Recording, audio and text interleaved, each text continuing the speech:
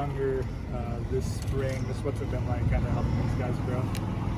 I mean, today was the first day of practice, so I mean, there's a lot of things that we're gonna have to clean up and correct. But I mean, I like the effort and I like the energy that was out there. And it was a good starting point. I mean, we got a long ways to go. We got some youth out there, but we got some youth with talent. So once we get it cleaned up and get it all figured out, it's gonna be exciting. What did you see from Jacoby's progress last year and kind of how he developed over the course of the time?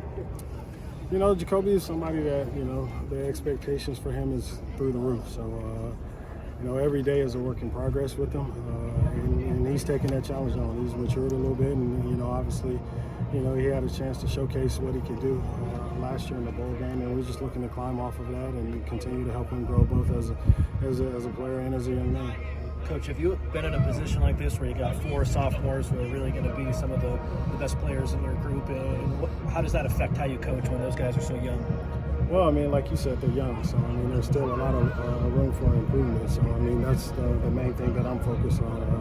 The biggest thing is, you know, I want them to come out and have a successful sophomore year. You know, I've been around some talented guys that had a good freshman year, and they didn't have the right mindset during the off season and didn't take advantage of it, and ended up having the sophomore stink. So that's what I'm trying to avoid.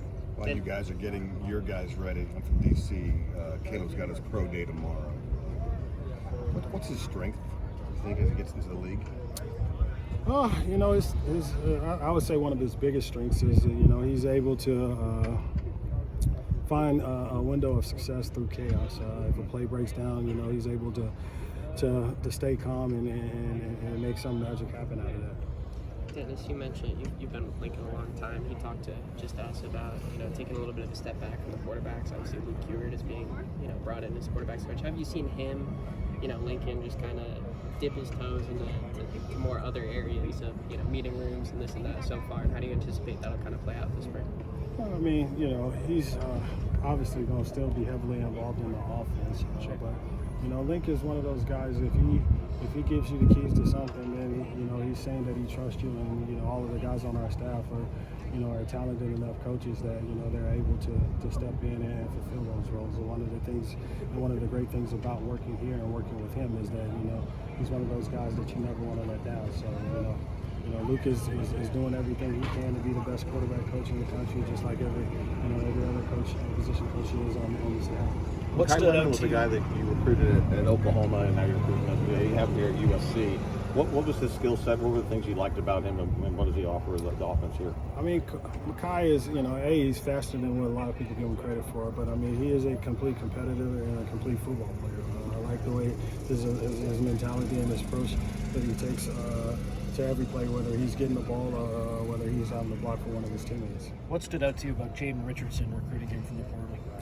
You know, when we got a chance to get on him, he's a kid that is very intelligent. So, I mean, coming in, you know, within 2 days, picking up what we were trying to accomplish and what we wanted to teach him, it was something that he was able to do. And then, you know, he dominated at the level that he was at. So, you know, I was like, you know what, why not give him a shot? And so far, he's done very well with his opportunities that he's had.